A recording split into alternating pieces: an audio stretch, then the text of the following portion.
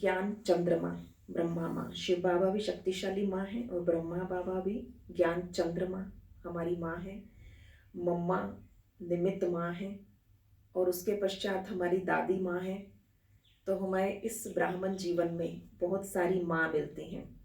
तो अभी हम आज से अपना एक बहुत सुंदर ये कार्यक्रम अपना चालू रखेंगे कि पूरा दिन में ओ माँ तो कितनी अच्छी है, तो कितनी भोली है। ओ माँ तेरी लंबी बाँह, तेरी ठंडी छाँ, तेरी बड़ी सी बड़ी गोद और मैं नन्हा सा तेरा लाल, तेरी आंचल की छाँव में किलकारियाँ मारता हुआ खेल रहा हूँ। मेरी माँ का प्यार भरा हाथ मेरे सिर पर है, मेरे गालों पर है, मेरी पीठ पर है। वाह रे मैं, जिसकी माँ स्वयं भाग्य विधाता ब्रह्मा हो, उसके भाग्य का क्या कहना।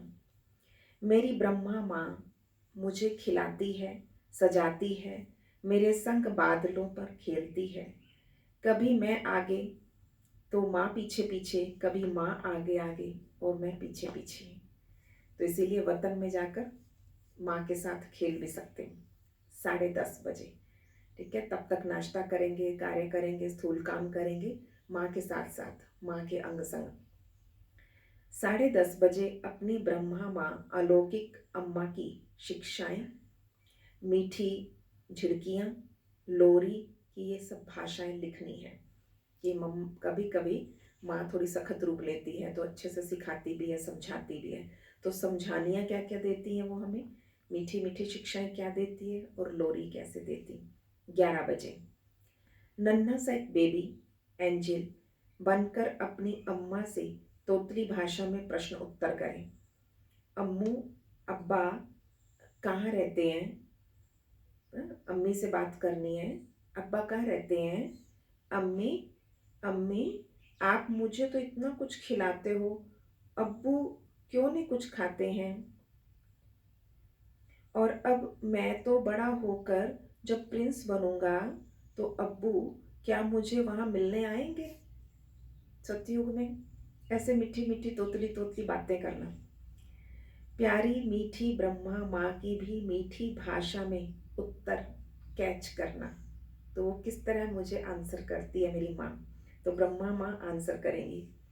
11:30 बजे एक बड़ी माँ, एक छोटी माँ, कौन कौन सी है लिखना, और दोनों की 5-5 खूबियाँ लिखना है, बड़ी माँ की भी और छोटी माँ की भी।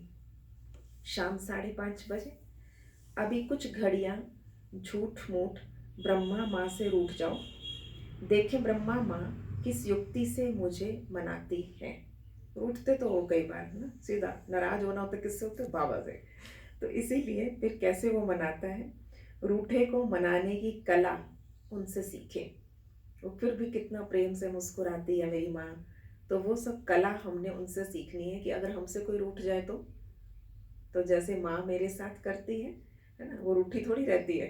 तो किस तरह से रूठे को मनाना है वो हमने कला मम्मा माँ से सीखनी है। 6 बजे योग में माँ और बच्चे से मिलन के इस सबसे न्यारे संबंध के 3 वैरायटी विजन्स बनाएं और गहरी अनुभूति करें। 6:30 बजे से 7:30 बजे तक शाम को बाप दादा की अलौकिक पवित्र गोद में मैं नन्हा सा फरिश्ता ग्लोब अपने हाथों में लिए बैठा हूँ।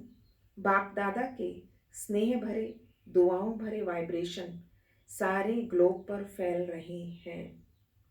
और सबसे जरूरी बात है, जितनी बार कुछ भी मुख में डालें, खाएं या पिए पूरे दिन में, बाप दादा के हाथ से ही खाना पीना है कि माँ मुझे खिला रही है, अपने आप नहीं खाना है।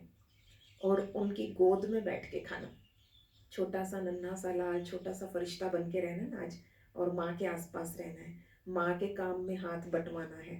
छोटे छोटे काम देखो क्या कर रही है माँ मेरी इस समय, तो भगवान उस समय मेरी माँ है, तो भगवान के हर कार्य में हाथ बटाना है।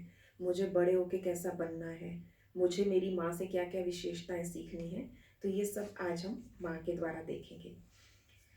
तो अभी आज 20 अप्रैल 2020 के महावाक्य हम सुनेंगे। जब से ज्ञान मिला, बाबा ने इसे कहा है एक मीठा झाड़ है ये, और इस मीठे झाड़ की कलम लगाई है। जब भी कोई छोटा सा पौधा लगाया जाता है तो उसकी बहुत संभाल करनी होती है, कभी चिड़ियों से, कभी कीड़ों से। जब कुछ कीट लग जाते हैं तो वो पौधा खराब हो जाता है, मर जाता है, और जिस चीज़ पर भी कीड़े लग जाएं बाबा ने को उसे फेंकना पड़ता है। तो इसलिए इस मीठे झाड़ को, ये प्यारा सा हमारा परिवार बना, पर इस परिवार पे भी माया की नज़र लग जाती होती है। इसलिए बाबा ने इसमें कीटनाशक एक छिड़कने को बोला है। वो क्या है? मन मना भव। मन मना भव हमारा कीटनाशक दवा है, सबसे बड़ी दवा है। और बाबा ने आज पास विद ऑनर होने के लिए 3 बातों पर अटेंशन दिलाया है। पहला अटेंशन है कि हमें सारे सब्जेक्ट पे अटेंशन देना है अगर पास विद ऑनर होना है तो। आपको 1-2 सब्जेक्ट अच्छे लगते हैं ऐसा नहीं, मुझे पास विद ऑनर होना है तो मुझे चारों सब्जेक्ट पर फुल अटेंशन रखना है। स्थूल सेवा का सब्जेक्ट बहुत अच्छा है, और आज बाबा ने इस मुरली में भोली दादी को बहुत अच्छा याद किया है कि स्थूल सर्विस में भी वो कितने नंबर लेती हैं, इसमें अच्छे मार्क्स मिलते हैं। तो स्थूल सेवा करके सबका दिल खुश किया जाता है, और जब दिल खुश किया जाता है दुआएं मिलती हैं। तो और जो बहुत खुश रखता है तो उनके लिए कभी कभी कोई सौगातें ले आते थे, तो बाबा ने उनके लिए याद कराया है कि वो सौगात नहीं लेती थी, कहते तुमसे क्यों लूँ, अगर तुमसे लूँगी तो तुम्हारी याद आएगी, तो मुझे बाबा के यज्ञ से मिलती है, मैं बाबा के यज्ञ से लूँगी। तो इस तरह से भोली दादी को बाबा ने याद किया पास विद ऑनर होने वाले बच्चों में। ज्ञान के साथ साथ फिर बाबा ने आज चलन, करेक्टर पर और दैवी गुणों पर पूरा अटेंशन दिलाया है। और गीत जो बजा, ना वो हमसे जुदा होंगे ना उल्फत दिल से निकलेगी, तो उल्फत होता है प्रेम। तो बाबा ने याद कराया कि दिल कहाँ लगी है तुम्हारी, तो दिल जहाँ लगती है तो प्रेम जहाँ हुआ, किससे हुआ? हमारा गाइड से प्रेम हो गया। वो गाइड कौन है? जो गेटवे टू हेवन, जो हमें नई दुनिया में ले जाने वाला है, स्वर्ग में ले जाने वाला है, तो स्वर्ग के लिए गाइड करता है। और बाबा ने आज सृष्टि चक्र के चित्र को याद किया है, झाड़ को और सृष्टि चक्र। तो सृष्टि चक्र बाबा ने का एग्जैक्ट गेटवे टू हेवन है। तो जब भी प्रदर्शनी आदि लगती थी तब भी बाबा कहते थे गेटवे टू हेवन इसका नाम रख दो, ताकि लोग आए तो उन्हें स्वर्ग में जाने का रास्ता बताया जा सके। और हमारा गेटवे टू हेवन क्या है? सुख धाम। तो सत्युग में जाना, कैसे जाना, इसके लिए बाबा ने गायन याद कराया। अगर सत्युग में जाना है सुख धाम में तो पढ़ेंगे लिखेंगे तो बनेंगे नवाब, बाबा ने कहा रुलेंगे पी लेंगे तो होंगे खराब। और भारत की महिमा की है, एग्जैक्ट भारत नाम है, हिंदुस्तान नाम रख दिया, उसे हिंदू नाम रख दिया। तो बाबा ने कहा ओरिजिनल पुराने शास्त्रों में भी महाभारत, तो भारत शब्द की महिमा हुई है। तो आज बाबा की श्रीमत से क्या बनते, जैसे डॉक्टर कोई श्रीमत देता तो आप समान डॉक्टर बनाता है, तो भगवान की श्रीमत से क्या बनेंगे? भगवान भगवती बनेंगे। और अगर हमें सत्युग में हेवन में जाना है तो उसके लिए हमें दैवी गुणों पर अटेंशन, गुणवान बाबा बनाता है हमें। जितना जितना गुणवान बनते जाएंगे उतना स्वर्ग के नज़दीक जाते जाते हैं, तो हमें स्वर्ग के नज़ारे दिखने लग जाते हैं। अपने आसपास भी सभी देवी देवता नजर आने लगते हैं जब हमारे गुण बढ़ जाएं। हम में अवगुण है तो हमें आसपास की किसी आत्मा को हम उस देवी देवता स्वरूप में नहीं देख पाते। इसलिए बाबा ने गुणवान बनने पर अटेंशन दिलाया। और खास एक बात कही है, मुख्य फुरना, फुरना है चिंता, लगन। एक लगन लग जानी चाहिए मुख्य, क्योंकि बाकी सब चिंताएं बाबा ने छुड़वा दी। तुम चिंता मत करो मैं बैठा हूँ, पर एक फुरना होना चाहिए, मैं सतो प्रधान कैसे बनूं। सिर्फ सतो तक नहीं जाना, सतो प्रधान कैसे बनूं, चलते फिरते कर्म करते हुए याद में कैसे रहूं। बाबा ने कहा दुनिया में ना सर्वव्यापी कह दिया, जब सर्वव्यापी कह दिया तो याद कैसे करोगे। तो आत्मा का ज्ञान किसी दुनिया में किसी मनुष्य को नहीं, भगवान तो छोड़ो, आत्मा का ही परिचय नहीं है दुनिया में कि आत्मा अजर अमर अविनाशी है। आत्मा तो, आत्मा तो सारी उम्र में कभी नाम भी नहीं लेते। इसलिए बाबा ने आज मुरली में स्पेशल सदगति के लिए कहा, जो श्रेष्ठ मत मिली उस पे चलना है और इससे ऊंच तकदीर बनेगी। और ऊंची तकदीर बनाने के लिए आपस में बहुत बहुत क्षीरखंड होके रहना है, बहुत बहुत मीठा होके रहना है। ये आज बाबा की मुख्य शिक्षाएं हैं। तो आज सारा दिन में शुभ संकल्पों में रमण करना है, बाबा के वरदान अनुसार कि शुभ संकल्पों की शक्ति, पॉजिटिव थॉट की पावर क्या है, वो स्टॉक जमा होना चाहिए। जितना पॉजिटिव थॉट का स्टॉक जमा है उतनी मनसा सेवा अच्छी कर सकते हो, उसके आप सहज अनुभवी बन जाओगे। और मन में ईर्ष्या द्वेष को विदाई दे दो तो विजयी हो जाएंगे। तो हम आत्माएं जब परमात्मा पिता को याद करती हैं तो परमात्मा को याद करना माना भगवान जैसा प्रेम का सागर बन के रहना। अगर मन में ईर्ष्या द्वेष है तो कौन कहेगा ये भगवान के बच्चे हैं। तो आज की मुरली बाबा के महावाक्य सुनेंगे। मीठे बच्चे, तुम्हारा ये नया झाड़ बहुत मीठा है, इस मीठे झाड़ को ही कीड़े लगते हैं। जो मीठे पौधे होते हैं ना उनमें थोड़ा जल्दी लगते हैं चींटियां कीड़े। कीड़ों को समाप्त करने की दवाई है मन मना भव। प्रश्न है, पास विद ऑनर होने वाले स्टूडेंट की निशानी क्या होगी। बाबा ने बताया वो सिर्फ एक सब्जेक्ट में नहीं लेकिन सभी सब्जेक्ट पर पूरा पूरा ध्यान देंगे। स्थूल सर्विस की भी सब्जेक्ट अच्छी है, बहुतों को सुख मिलता है, इससे भी मार्क्स जमा होती हैं, लेकिन साथ साथ ज्ञान भी चाहिए और चलन भी चाहिए। दैवी गुणों पर पूरा अटेंशन हो। ज्ञान योग पूरा हो तब पास विद ऑनर हो सकेंगे। गीत है, ना वो हमसे जुदा होंगे ना उल्फत दिल से निकलेगी। ओम शांति। बच्चों ने क्या सुना। बच्चों की किससे दिल लगी हुई है, गाइड से। गाइड क्या क्या दिखलाता है, कहीं भी जाओ तो गाइड किया जाता है, वो बहुत प्रॉपर अच्छी तरह दिखाता है। भगवान गाइड क्या क्या दिखाता है, स्वर्ग में जाने का गेट दिखलाते हैं। बच्चों को नाम भी दिया गेट वे टू हेवन। स्वर्ग का फाटक कब खुलता है, अभी तो हेल है ना। हेवन का फाटक कौन खोलता है और कब, ये तुम बच्चे ही जानते हो। तुमको सदैव खुशी रहती है, हेवन में जाने के लिए रास्ता तुम जानते हो। मेले प्रदर्शनी द्वारा तुम ये दिखाते हो कि मनुष्य स्वर्ग के द्वार कैसे जा सकते हैं। चित्र तो तुमने बहुत बनाए। बाबा पूछते हैं, इन सब चित्रों में कौन सा ऐसा चित्र है जिससे हम किसी को समझा सकें कि ये स्वर्ग में जाने का गेट है। तो कौन सा चित्र है, गोले का चित्र, सृष्टि चक्र। स्वर्ग में जाने का गेट सिद्ध होता है, यही राइट है। ऊपर में उस तरफ नर्क का गेट, उस तरफ है स्वर्ग का गेट। फिर बाबा दो गोले और बनवाते पूरा, एक में नर्क का सीन, एक में स्वर्ग का सीन।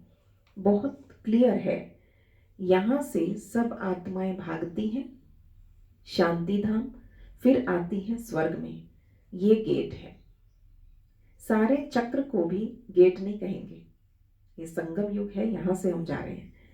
ऊपर से जहाँ संगम दिखाया है वो है पूरा गेट, जिससे आत्माएं निकल जाती है, फिर नई दुनिया में आती है। बाकी सब शांति धाम में रहती है।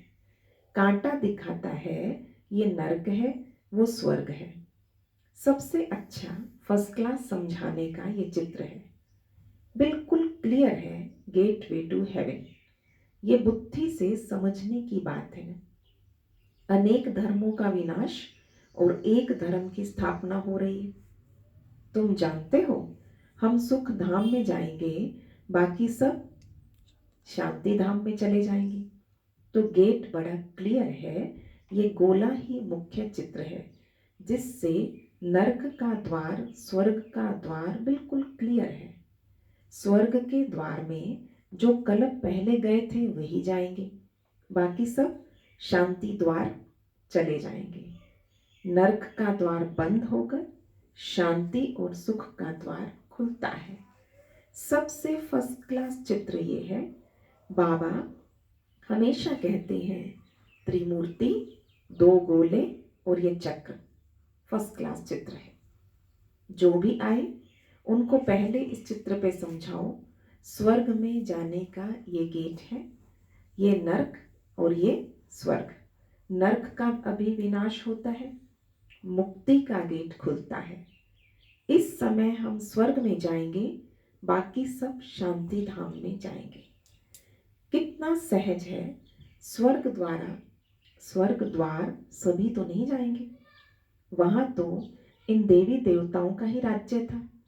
तुम्हारी बुद्धि में है कि स्वर्ग द्वार चलने के लिए अभी हम लायक बने। जितना लिखेंगे पढ़ेंगे होंगे नवाब।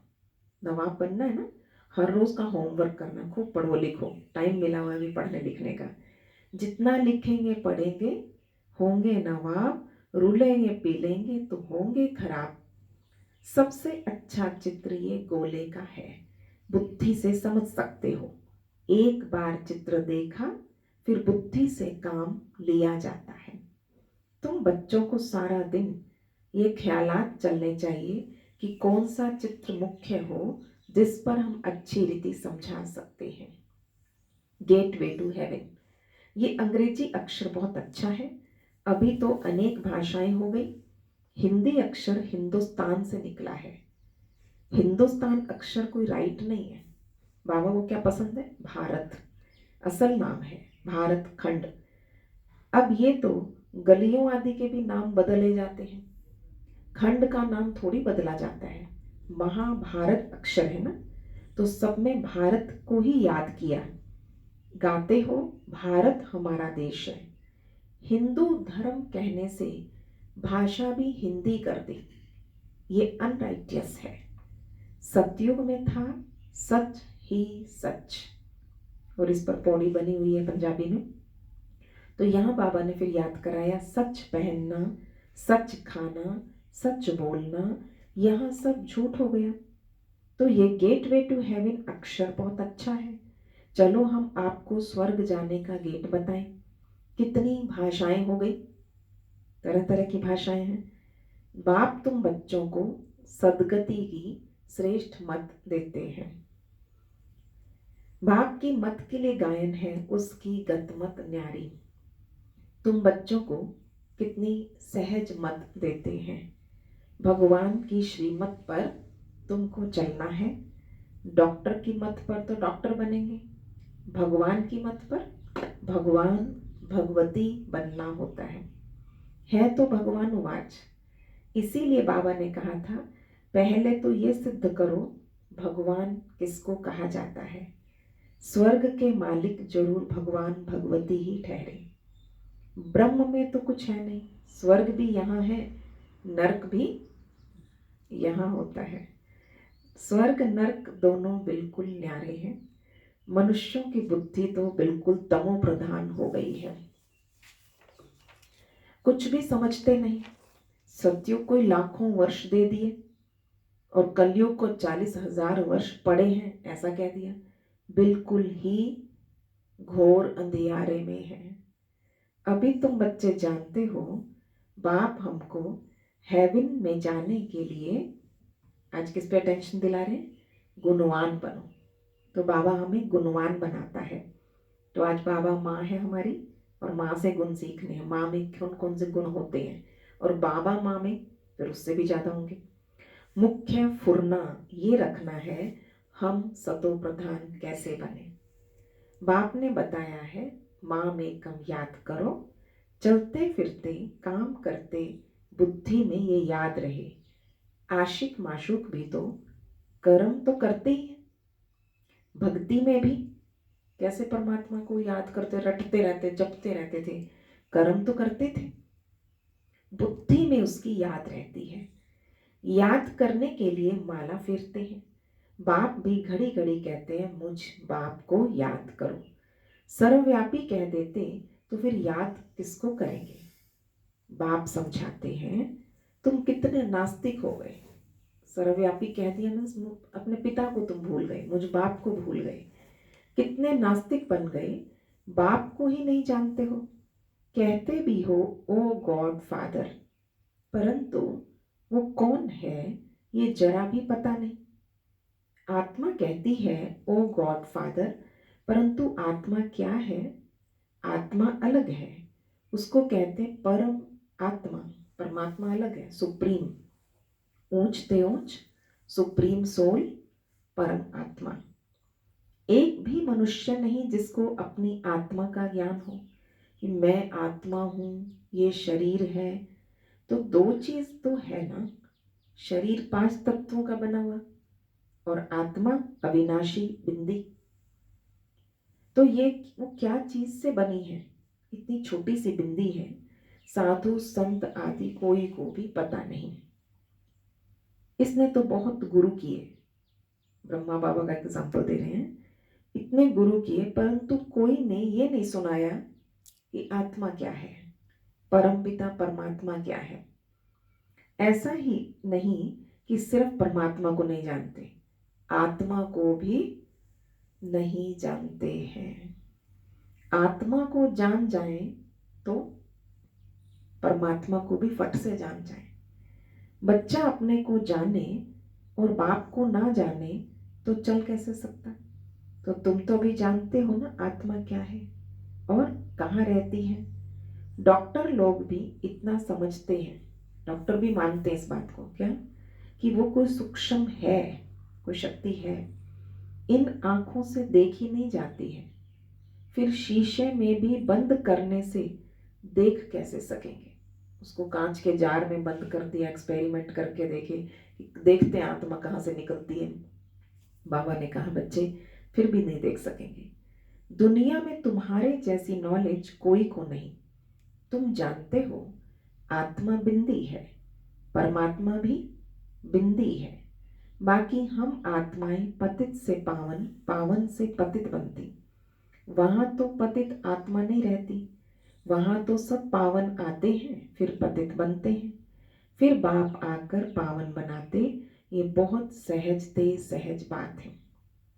तुम जानते हो हमारी आत्मा 84 का चक्र लगाए अब तमो प्रधान बन गई। हम भी 84 जन्म लेते, एक की बात नहीं है ये। हम अकेले ब्रह्मा बाबा 84 जन्म लेते नहीं। बाबा समझाते कि मैं समझाता इनको हूं, सुनते तो तुम भी हो। सबसे पहले ब्रह्मा को ज्ञान दिया, और ब्रह्मा को ज्ञान दे रहे हैं तो अकेले ब्रह्मा को थोड़ी दे रहे हैं, तुमको भी सुनाता हूँ। मैंने इनमें प्रवेश किया, इनको सुनाता हूँ, तुम सुन लेते हो, ये है रथ। तो बाबा ने समझाया नाम रखना चाहिए गेटवे टू हेवन, परंतु इसमें भी समझाना पड़े कि सतयुग में जो देवी देवता धर्म था वो अब प्रायलोप है, कोई को पता नहीं। क्रिश्चियन भी पहले सतो प्रधान थे, फिर पुनर्जन्म लेते लेते तमो प्रधान बनते हैं। झाड़ भी पुराना जरूर होता है, ये वैरायटी धर्मों का झाड़ है। झाड़ के हिसाब से और सब धर्म वाले आते ही पीछे हैं। ये ड्रामा बना बनाया है, ऐसे थोड़ी कोई को टर्न मिल जाएगा सत्युग में आने का। बना बनाया ड्रामा है, टर्न वाइज आएंगे। बाबा ने कहा जो लेट आए हैं बाकी धर्म वो लेट ही आएंगे, टर्न लेट उनका। ये अनादि खेल बना है। सतयुग में एक ही आदि सनातन प्राचीन देवी देवता धर्म था। अब तुम बच्चों की बुद्धि में है कि हम कहाँ जा रहे हैं, स्वर्ग में जा रहे हैं। आत्मा कहती हम तमो प्रधान हैं तो घर कैसे जाएंगे, स्वर्ग में कैसे जाएंगे। उसके लिए सतो प्रधान बनने की युक्ति बाप ने बतलाई। बाबा कहते मुझे ही पतित पावन कहते हैं, अपने को आत्मा समझ बाप को याद करो। भगवानुवाच लिखा है, ये भी सब कहते रहते हैं क्राइस्ट से इतने वर्ष पहले भारत हेवन था, परंतु कैसे बना फिर कहाँ गया ये कोई नहीं जानता। तुम तो अच्छी रीति जानते हो, तो ये आगे ये सब बातें जानते थोड़ी थे, कैसे धर्म कौन कौन आए कब गए, वो धर्म पिता फिर कब आएंगे। दुनिया में किसी को पता नहीं, आत्मा ही अच्छी व बुरी बनती, सभी आत्माएं बच्चे हैं, बाप को याद करते हैं। बाप सभी का माशूक है। सभी कौन, आप सभी आशिक।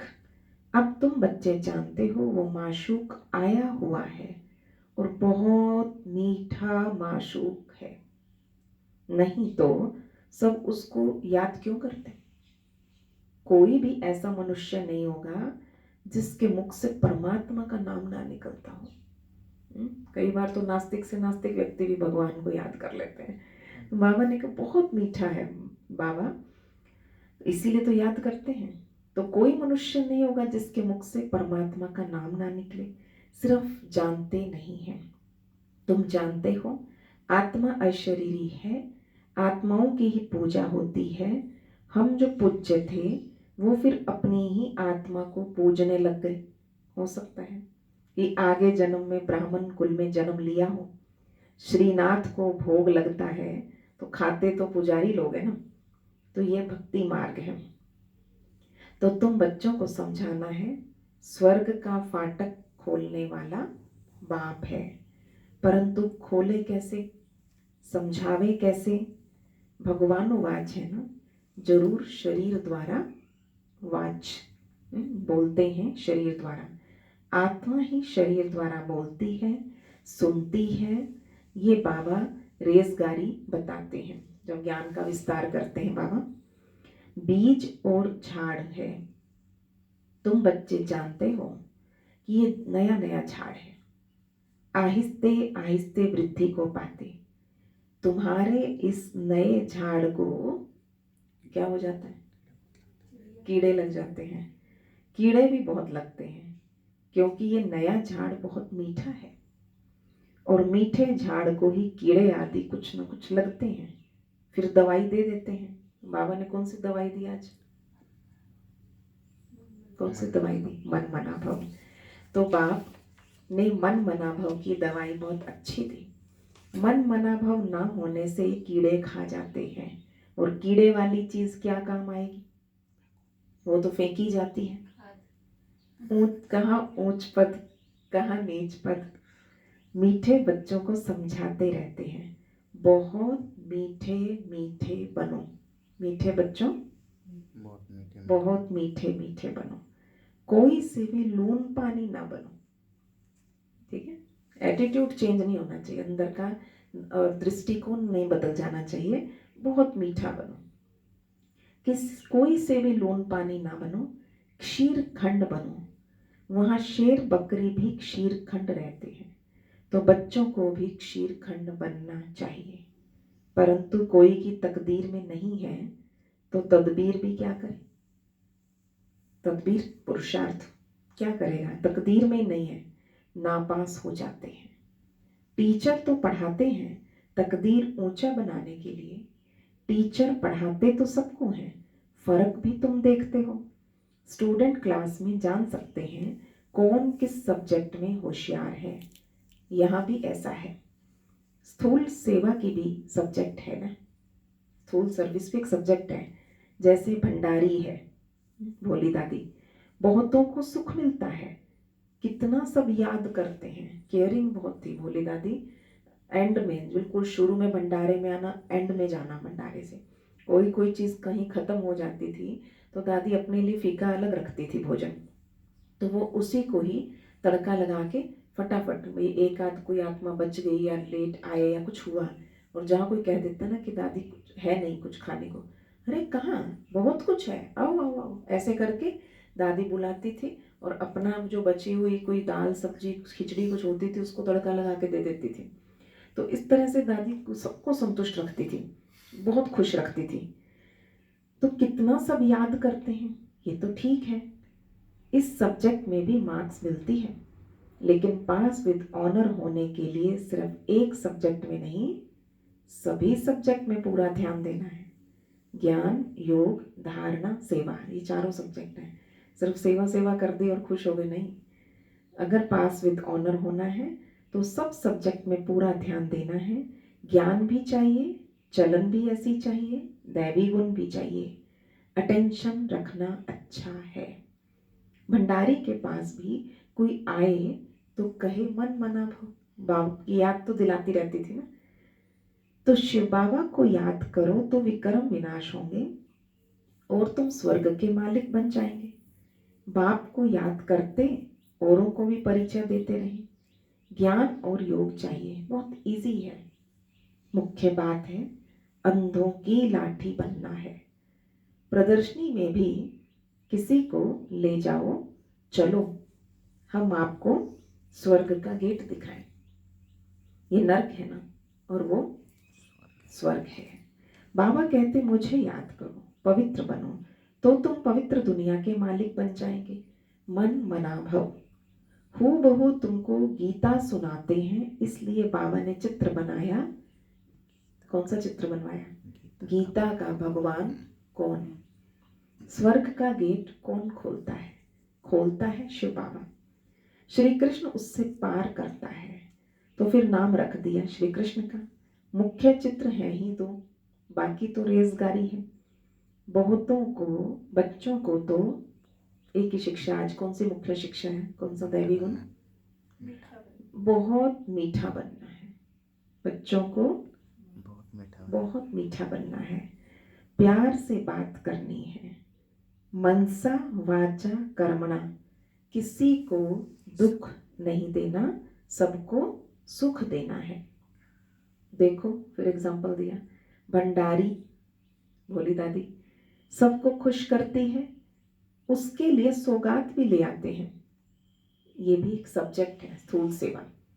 कहीं उन्होंने कहीं स्टेज पे जाके भाषण नहीं किए, कभी नहीं होता था कि उनसे मिलूं बाप दादा से। बाप दादा पर्सनली उनको याद बुलाकर मिलते थे। उनको लगता था कि ये अभी ये कार्य है या इसके बाद कोई जाने वाले हैं, उनको यात्रा भोजन देना है, तो इसलिए वो अपनी सेवाओं में बहुत परफेक्ट थी। तो सौगात ला कर देते थे। वो कहती हम तुमसे क्यों लो, फिर तुम्हारी याद रहेगी। शिव बाबा के भंडारे से मिलेगा तो हमको शिव बाबा की याद रहेगी। अच्छा, मीठे मीठे सिकिलते बच्चों प्रति माता पिता बाप दादा का याद प्यार और गुड मॉर्निंग। रूहानी बाप की रूहानी बच्चों को नमस्ते। हम रूहानी बच्चों की रूहानी बाप दादा को याद प्यार गुड मॉर्निंग और नमस्ते जी। शुक्रिया बाबा। धारणा की बात है, पहला, अपनी ऊंच तकदीर बनाने के लिए आपस में बहुत बहुत शीरखंड मीठा होकर रहना है। कभी लून पानी नहीं होना। बाबा ने आज कहा ना, सबसे प्यार से बात करनी है, सभी सब्जेक्ट पर पूरा अटेंशन देना है। दूसरा, सदगति के लिए बाप की जो श्रेष्ठ मत मिली उस पर चलना है और सबको श्रेष्ठ मत ही सुनानी है। स्वर्ग में जाने का रास्ता दिखाना है। आज का वरदान, शुद्ध संकल्पों की शक्ति के स्टॉक से मनसा सेवा के सहज अनुभवी भव। इसने बहुत पॉजिटिव थॉट की पावर इकट्ठी कर ली, वो मनसा सेवा सहज कर सकता है।